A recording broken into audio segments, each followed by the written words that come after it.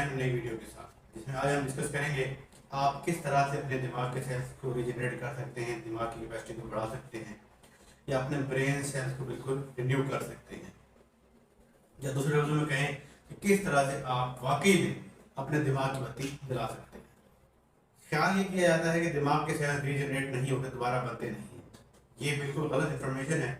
हमारे दिमाग के सेल्स बनते भी हैं, बल्कि जिस रेट से ये सेल्स बन रहे होते हैं, रीजनरेट हो रहे होते हैं, कि हमारे सारे मेंटल फंक्शंस, कॉग्निटिव फंक्शंस इस बात पे डिपेंड कर रहे होते हैं कि हमारा दिमाग सही तरीके से काम कर रहा है या नहीं कर रहा। आज की वीडियो में मैं वो तमाम आपके साथ लिस्ट शेयर करूंगा जिन पर अमल करके आप अपने दिमाग के साइंस को बढ़ा सकते हैं, अपने सेल्स को रीजनरेट कर सकते हैं और अपने न्यूरॉन्स को, ये पूरे अपने नर्वस सिस्टम को आप रीएक्टिवेट कर सकते हैं। आज की वीडियो में मैं वो तमाम लिस्ट आपसे शेयर करूंगा जिस पर अमल करके आप अपने दिमाग की कैपेसिटी बढ़ा सकते हैं, न्यूरॉन को रीजनरेट कर सकते हैं और अपने ब्रेन सेल्स को रीजनरेट कर सकते हैं। ये तमाम लिस्ट जो मैं आपसे शेयर करूंगा उस पर सब पे आप चाहें तो अमल कर सकते हैं, लेकिन आपने सिर्फ उस पर अमल करना है जिस पे आप आसानी से अमल कर सकें, जिसको आसानी से आप अपने लाइफस्टाइल का हिस्सा बना सकें। और हमारे कमेंट सेक्शन में जरूर बताइए कि आप इनमें से किन किन चीज़ों पर अमल कर रहे हैं और किन किन चीज़ों को आप अडॉप्ट करके इनसे फ़ायदा उठा सकते हैं। ठीक है, आपने सिर्फ उतना करना है जितना आप उस पर अमल कर सकते हैं, क्योंकि इस सारी लिस्ट में बहुत सारी चीज़ें ऐसी होंगी जो हर किसी के लिए जिस पर अमल करना मुश्किल हो जाएगा। इसलिए आपने सिर्फ उतना करना है जितना आप आसानी से अमल कर सकें, क्योंकि कुछ something is better than nothing, कि कुछ ना होने से कुछ होना बेहतर है। इसलिए आप जो रेगुलर कर सकें, कंसिस्टेंसी से कर सकें, उन चीज़ों पे आप अमल करेंगे तो आपको ज़्यादा से ज़्यादा उसके बेनिफिट मिल सकते हैं। इस तरह की तमाम तहकीक ज़्यादातर हमारे ब्रेन के हिस्से हिप्पोकैम्पस पे की गई है। हिप्पोकैम्पस हमारे ब्रेन का वो हिस्सा है जो हमारी रीजनिंग को, हमारी स्टेबिलिटी को, हमारी प्रॉब्लम सॉल्विंग को और हमारी ऑब्जेक्ट मेमोरी, यानी कोई चीज़ जिसे हम याद करते हैं, कोई चीज़ हम रख देते हैं कहीं पे तो उसको याद करते हैं कि वो उन चीज़ों को ये चीज़ हमारा कंट्रोल कर रहा होता है। तो इसका मतलब ये नहीं है कि नेक्स्ट टाइम अगर आप कोई चीज़ भूल जाएं, जैसे आपने घर में चाबियां रख दी और चाबियां उठाना भूल गए, इसका मतलब ये नहीं है कि आपको कोई दिमागी मसला शुरू हो गया है या वाकई आप डिमेंशिया की तरफ या भूलपन की तरफ जा रहे हैं। ऐसा नहीं है। हो सकता है उस दिन आपकी बॉडी के फैक्टर्स कुछ और हों, जैसे आपने कुछ उल्टा सीधा खा लिया हो या आपके बॉडी के शुगर लेवल उस दिन प्रॉपर ना हो, या इस तरह के और भी बहुत सारे फैक्टर हो सकते हैं जो उस दिन आपकी मेमोरी पर इफेक्ट कर रहे होते हैं। तो without any further delay start करते हैं अपनी वीडियो। अगर आप मेरे चैनल पर नए हैं तो मेरे चैनल को सब्सक्राइब कर लें और बेल आइकन जरूर प्रेस करें कि इस तरह की हेल्थ से रिलेटेड वीडियोस का नोटिफिकेशन आपको मिलता रहे। एक इंटरेस्टिंग फैक्ट मैं आपको बताऊं कि अगर हम ब्रेन के साइज पर गौर करें तो वो हमारी बॉडी के मुकाबले में ऑलमोस्ट 2% बनता है, जबकि अगर इसकी हम ऑक्सीजन रिक्वायरमेंट या एनर्जी रिक्वायरमेंट की बात करें तो ये हमारी बॉडी के ऑलमोस्ट 20% ऑक्सीजन को यूज कर रहा होता है और एनर्जी भी इसको ऑलमोस्ट 20% चाहिए होती है। इसका मतलब ये हुआ कि ये हमारी बॉडी का एक एनर्जी हब है और हमारी बॉडी के तमाम फंक्शन को कंट्रोल करने के लिए इसको एनर्जी की जरूरत होती है। इसलिए सबसे जो इम्पोर्टेंट पॉइंट है वो है आपकी एक्सरसाइज, रेगुलर और कंसिस्टेंट एक्सरसाइज, कि जितने रूटीन से आप एक्सरसाइज करेंगे उतने आपके लिए बेनिफिट होगा। और एक्सरसाइज में भी एरोबिक एक्सरसाइज आती है जो आपकी बॉडी में ऑक्सीजन को बढ़ाती है, ऑक्सीजन कैरिंग कैपेसिटी आपकी बॉडी की बढ़ती है और आप ज़्यादा से ज़्यादा ऑक्सीजन यूज कर सकते हैं। इसका मतलब ये नहीं है कि जो बाकी एक्सरसाइजेज है उनका हमें फ़ायदा नहीं है।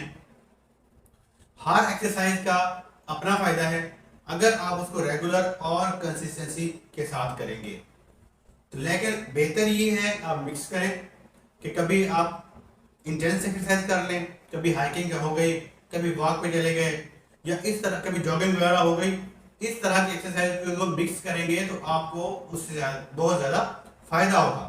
लेकिन शर्त वही है जो पहले की तरह कि आप थोड़ी करें या ज़्यादा करें, रेगुलर और कंसिस्टेंसी के साथ करें। इसके बरक्स इंडोर्स में रहना, इनएक्टिव रहना या बिल्कुल ही एक्सरसाइज वगैरह ना करना वो आपके ब्रेन के लिए बेहतर नहीं है, आपके ब्रेन को एडवर्सली अफेक्ट कर सकता है। इसके बाद जो दूसरा पॉइंट आता है वो अल्हम्दुलिल्लाह हम मुसलमान हैं और हमें वो ऑटोमेटिकली हर साल वो करने का मौका मिलता है, वो है फास्टिंग।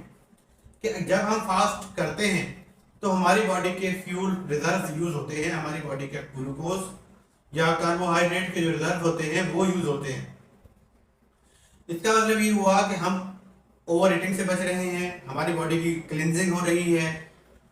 इसका फायदा आप इंटरमीडिएंट फास्टिंग से भी उठा सकते हैं कि रमजान के अलावा भी अगर आप चाहें तो इंटरमीडिएंट फास्टिंग को फॉलो करके आप इसका फायदा उठा सकते हैं। चाहे तो 12 से 14 घंटे या इससे भी ज्यादा 18 घंटे तक की भी आप इंटरमीडिएंट फास्टिंग कर सकते हैं। अगर आप इससे होता क्या है कि हमारी बॉडी में जो ग्लाइकोजन या फैट स्टोर हो रहे होते हैं वो यूज होना शुरू हो जाते हैं। तो हमारी बॉडी की फ्यूलिंग के लिए हमें ग्लूकोज की जरूरत तो है, लेकिन एक्स्ट्रा ग्लूकोज हमें नुकसान देती है। इसकी बजाय हमारी बॉडी में जब ग्लूकोज खत्म हो जाता है, कार्बोहाइड्रेट खत्म हो जाते हैं, तो हमारी बॉडी में कीटोन्स यूज होते हैं जो कि ग्लूकोज के मुकाबले में हमारी बॉडी की फ्यूलिंग के लिए ज्यादा फायदेमंद है। तो आप फास्टिंग के साथ ये बेनिफिट हासिल कर सकते हैं जो आपकी ब्रेन की हेल्थ को सपोर्ट करता है। तीसरा जो पॉइंट आता है वो ये है कि आप कोल्ड थेरेपी लें। कोल्ड थेरेपी से मुराद ये है कि कोल्ड बाथ लें, कोल्ड शावर्स लें, या जैसे आजकल आइस बाथ की टर्म यूज हो रही है तो उसको अवेल करें।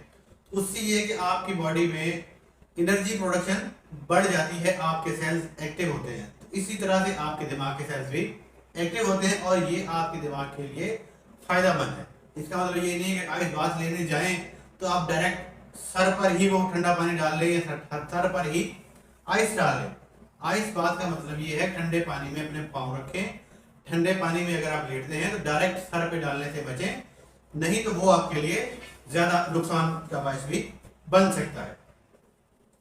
ये जो 3 पॉइंट मैंने आपको बताए कि एक्सरसाइज करना, फास्टिंग करना और कोल्ड थेरेपी, ये आपके ब्रेन के लिए मोस्ट इंपॉर्टेंट चीजें हैं।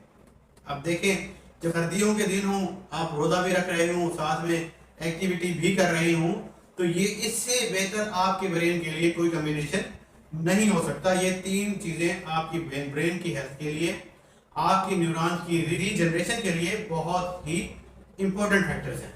ये तो 3 फैक्टर जो मोस्ट इंपॉर्टेंटली आपकी ब्रेन की हेल्थ को सपोर्ट करते हैं। अब आते हैं कुछ ऐसी डाइट की तरफ या डाइट के ऐसे पोर्शंस की तरफ जो हमारे ब्रेन की हेल्थ के लिए ज्यादा बेनिफिशियल हो सकते हैं। उनमें सबसे पहले बात करते हैं ओमेगा 3 फैटी एसिड्स, जिनको हेल्दी फैट्स भी कहा जाता है या जिनको इसेंशियल फैटी एसिड्स भी कहा जाता है। ये हमारी बॉडी में बहुत सारे फंक्शंस में हेल्प आउट कर रहे होते हैं। जिस तरह से हम कॉड लिवर ऑयल यूज करते हैं या मछली के जिगर का तेल यूज करते हैं, उसमें ये बहुत ज्यादा पाए जाते हैं। इसके अलावा बहुत सारी ग़िज़ाएं ऐसी हैं जिनसे हम इनको हासिल कर सकते हैं, जैसे बहुत सारी सब्जियां हैं, फ्रूट्स हैं या मछली है। इन चीज़ों से हम ओमेगा 3 फैटी एसिड्स को हासिल कर सकते हैं, एसेंशियल फैट्स को हासिल कर सकते हैं।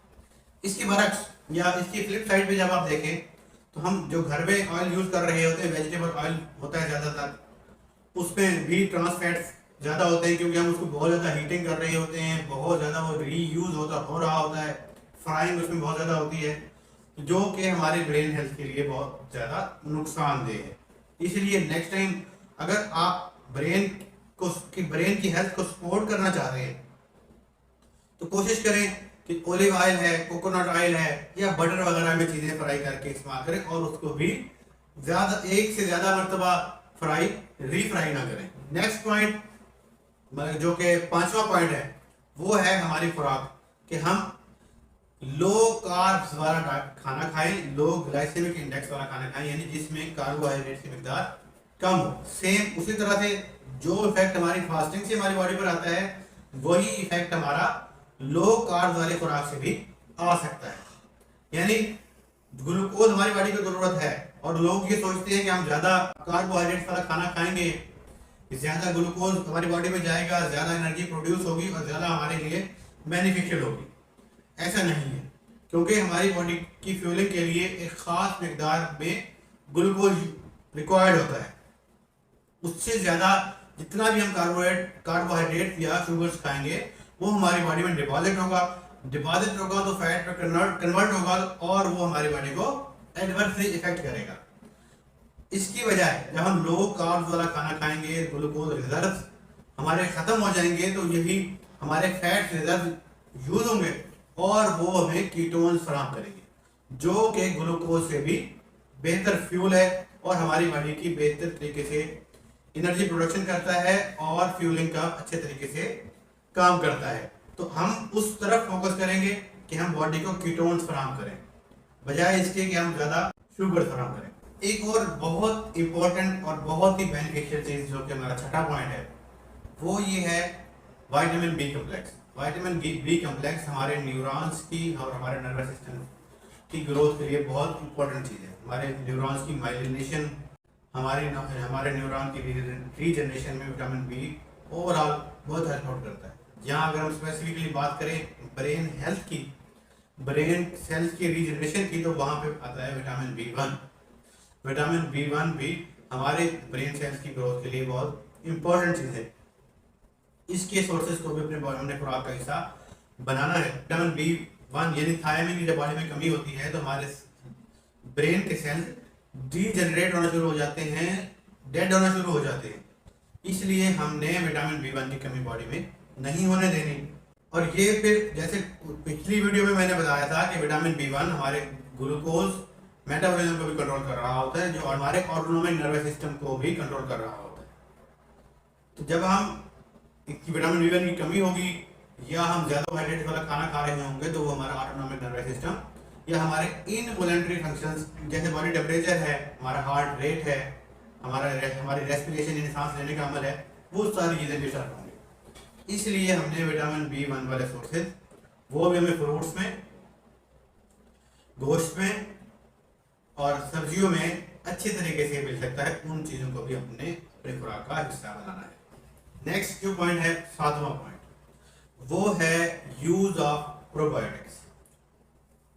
प्रोबायोटिक्स के जब भी हम नाम सुनते हैं तो हमारे जहन में माइक्रोब्स आते हैं, बैक्टीरिया आते हैं जो हमारे गट में या मैदे और आंतों में पाए जाते हैं, तो वो हमारे जहन में आते हैं। अब आप ये सोचेंगे कि हमारे मैदे या आंतों का या उनमें मौजूद बैक्टीरिया का हमारे दिमाग से क्या रिलेशन है।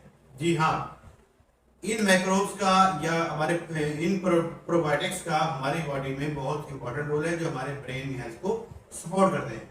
क्योंकि ये प्रोबायोटिक्स या गट फ्लोरा जो है सेरोटोनिन और इस तरह के दूसरे न्यूरोट्रांसमीटर के प्रोडक्शन में हेल्प आउट करता है।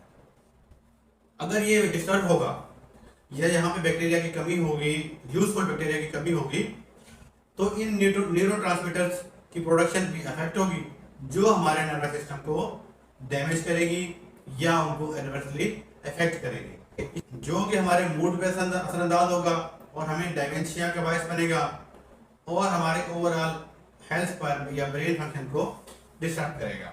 नेक्स्ट टाइम जब भी आप एंटीबायोटिक्स को सेल्फ मेडिकेट करने की कोशिश करें, बगैर प्रेस्क्रिप्शन के, बगैर डॉक्टर के मशवरे के एंटीबायोटिक्स जब भी खाएंगे, तो आप ये ध्यान में रखेंगे वो आपके गट फ्लोरा को या यूजफुल बैक्टीरिया को भी डैमेज करेगा, जो कि आपके ब्रेन हेल्थ के लिए नुकसानदेह। अब इसको हम ग्रो कैसे करवा सकते हैं या इसको प्रोटेक्ट कैसे कर सकते हैं, तो खुसूसन हमारे जो फर्मेंटेड फूड्स हैं जैसे दही है, चीज़ है, हमारे अचार हैं, उन ऐसी चीज़ें हम खाकर अपने गट फ्लोरा को इम्प्रूव कर सकते हैं और ये सारी चीज़ें प्रोबायोटिक्स का काम करती हैं और हमारे ब्रेन हेल्थ के लिए बेहतर है। इसके बाद जो पॉइंट आता है वो आता है प्लांट बेस्ड फाइटोन्यूट्रिएंट्स, मतलब कि वो न्यूट्रिएंट्स जो हम प्लांट बेस्ड चीज़ों से हासिल कर रहे होते हैं, जैसे हल्दी है, जिंजर है, लहसुन है या इवन के ग्रीन टी है। इससे जो हमें केमिकल हासिल होते हैं वो सारे फाइटोन्यूट्रिएंट्स कहलाते हैं। ये इनमें बहुत सारी ऐसी चीज़ें पाई जाती हैं जो हमारे दिमाग की हेल्थ के लिए बेनिफिशियल हैं, तो हमने इनको भी अपनी खुराक में शामिल करना है और इनसे हासिल होने वाले फाइटोन्यूट्रिएंट्स का भी बेनिफिट उठाना है। नेक्स्ट पॉइंट जो हमारे खुराक के बारे में आती है वो आती है कोलिन। ऐसी फूड्स जो हमें कोलिन फराहम करती है। कोलिन हमारी बॉडी में एक और न्यूरोट्रांसमीटर एसिटाइल कोलिन की प्रोडक्शन में हेल्प आउट करता है। ऐसी चाहे कोलिन एक न्यूरोट्रांसमीटर है जो हमारे पैरासिम्पैथेटिक नर्वस सिस्टम को कंट्रोल करता है और बहुत सारे स्टिमुलेटरी फंक्शंस को सरंजाम दे रहा होता है। तो ब्रेन की हेल्थ के लिए आपको इन फूड्स की भी जरूरत होती है जिनमें कोलिन पाया जाए। ये हमें कहाँ से मिल सकता है? वो एग यॉक है, यानी कि अंडे की सर्दी है। उसके बाद आर्गन मीट है। आर्गन मीट से मुराद ये है कि जैसे कलेजी है, दिल है या गुर्दे वगैरह जो हैं, आर्गन मीट है, इनसे हम कोलिन हासिल कर सकते हैं। तो इन चीज़ों को भी हमने अपनी खुराक का हिस्सा बनाना है। एक और की न्यूट्रिएंट जो हमारी बॉडी के लिए बहुत फायदेमंद है, जैसे मैंने पिछली वीडियो में बताया कि हमारी ओवरऑल वेलबींग के लिए फायदेमंद है और वो हमारे बहुत सारे एंजाइम्स में को फैक्टर के तौर पर काम कर रहा होता है, और वो है जिंक। अगर आपको जिंक की डेफिशिएंसी होगी तो आपके ब्रेन की एट्रोफी हो सकती है, आपका ब्रेन फंक्शन डिस्टर्ब हो सकता है, आपके ब्रेन की खसूसन आपके हिपोकैम्पस की एट्रोफी हो सकती है और आपके कॉग्निटिव फंक्शन डिस्टर्ब हो सकते हैं। इसलिए आपने वो ग़िज़ाएं भी अपनी खुराक में शामिल करनी है जिनमें जिंक पाया जाता है। उसमें मीट है, फिश है, आपके फ्रूट्स हैं, वेजिटेबल्स हैं, उनसे आप जिंक हासिल कर सकते हैं। नेक्स्ट जो पॉइंट आता है वो है आपकी नींद। जब आपकी नींद डिस्टर्ब होगी तो रात को देर तक आप जागेंगे और आपको कोई कैफीन वगैरह ले रहे हैं या स्टिमुलेंट जैसे कॉफ़ी वगैरह आप ले रहे होते हैं, तो आप इसका मतलब है कि आप अपने ब्रेन सेल्स की रीजनरेशन को डिस्टर्ब कर रहे हैं और आपके कॉग्निटिव फंक्शन डिस्टर्ब रहेंगे। इसलिए बेहतर ये है कि आपने 7 से 8 घंटे की नींद प्रॉपर लेनी है अपने ब्रेन फंक्शन को सपोर्ट करने के लिए, ब्रेन हेल्थ को सपोर्ट करने के लिए। वेरी नेक्स्ट टॉपिक जो इससे मिलता जुलता वो ये है कि आप कॉफ़ी कितना यूज़ कर रहे हैं। कि कॉफ़ी स्टिमुलेंट तो है, आमतौर पर भी ख्याल किया जाता है कि कॉफ़ी स्टिमुलेंट है, आपके थॉट्स को मर्ज करने में, आपके कामों को ज़्यादा तवज्जो के साथ करने में हेल्प करती है, लेकिन वो एक लिमिट है। आप उस चीज़ को भी अगर ज़्यादा यूज़ करेंगे तो वो आपकी ब्रेन की डीजनरेशन का बायस बनेगी और आपकी ब्रेन को नेगेटिवली इफेक्ट करेगी। इसलिए जब भी आप ज़्यादा कैफीन वाली चीज़ें, ज़्यादा कॉफ़ी यूज़ करेंगे तो वो आपके ब्रेन सेल्स को डैमेज कर सकती हैं और आपके लिए बहुत ज़्यादा प्रॉब्लम्स का बायस बन सकती है। आखिरी पॉइंट एक मतलब बहुत ही इंटरेस्टिंग है और आप सबके लिए एक नई चीज़ होगी, वो ये है कि आप सूरज की रोशनी से फ़ायदा उठाएं। सूरज की रोशनी के बारे में भी जब बात की जाती है तो ख्याल आता है कि उसमें यूवी रेज होती हैं या उससे विटामिन डी बनता है सिर्फ, लेकिन यहाँ पे हम बात करेंगे सूरज की रोशनी में मौजूद इंफ्रारेड रेज की। जी हाँ, आपने सही सुना कि इंफ्रारेड रेज जो सूरज की रोशनी से आ रही होती है वो ऑलमोस्ट 50% ऑफ सनलाइट होती है। इसका मतलब है कि उसमें बहुत ज़्यादा मिकदार इंफ्रारेड की मौजूद होती है और ये ऐसी रेज हैं जो हमारी स्कल यानी हमारी खोपड़ी से गुजरकर हमारे ब्रेन तक पहुंचती हैं और ब्रेन सेल्स की रीजनरेशन में हेल्प आउट करती है। इसलिए आपने सूरज की रोशनी का भी ज़्यादा फायदा उठाना है। इसमें वो सारी चीज़ें आएंगी कि आप वॉक करने जब जाएं, एक्सरसाइज करने जाएं तो इंडोर्स की बजाय आउटडोर में वॉक करें तो आपको उसका ज़्यादा फायदा मिल सकता है। एडिशनली आपको विटामिन डी का भी फायदा मिलेगा जो सूरज की रोशनी से हमारी बॉडी में प्रोड्यूस हो रहा होता है। बजाय इसके कि हम अंदर कमरों में रहें और आर्टिफिशियल लाइट्स में रहें, वो हमारे ब्रेन हेल्थ के लिए बेहतर नहीं है। ये तो थे वो सारे पॉइंट जिनके ज़रिए आप अपने ब्रेन हेल्थ को सपोर्ट कर सकते हैं, अपने कॉग्निटिव फंक्शन को इम्प्रूव कर सकते हैं और नर्वस सिस्टम को, अपने न्यूरॉन्स को रीजनरेट कर सकते हैं। मैंने कोशिश की है कि मैक्सिमम पॉइंट्स शामिल कर सकूं। आपने भी जितने आप अपने लाइफस्टाइल का हिस्सा आसानी से बना सके उन पे अमल करने की कोशिश करें। उम्मीद है आपको वीडियो आज की पसंद आई होगी। अपना बहुत सा ख्याल रखिए। मिलते हैं अगली वीडियो में। अल्लाह।